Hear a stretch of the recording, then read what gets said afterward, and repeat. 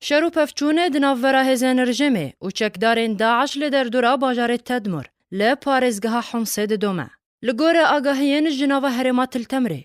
گول با کور تدمره شر دناوورا چکدارین داعش و لشکرین رژیمه ده درکد. و هزن رژیمه جی هرما شر توب باران کر و هات راگهاندن. گود انجام توب باران هزن رژیمه ده چکدارین داعش نچارمان گوژه هرمه وکشن. لگور همان آگاهیان که در دورا باجار تدمره جی. دبفچون آن ده فرماندرکی هزن رژیم هاتا کشتن و شرو پفچون هین بردوامه. هر و حال نیزیکی گراجا کون یا باجار تدمره راستی موشککی هاونه هات و ده انجام ده کسکی سویل جیانا خوش دست دا و هن زاروک جی بریندار بون.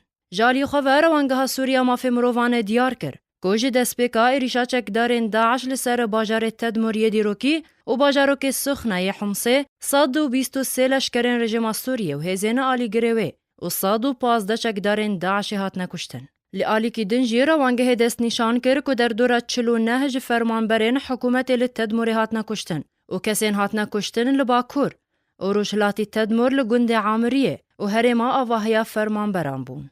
هر وها هاتا گوتن که چکدارین داعش 26 کسین جنشتجین هرمه به تومتا پشتگیریا هزن رژیم کشتنه.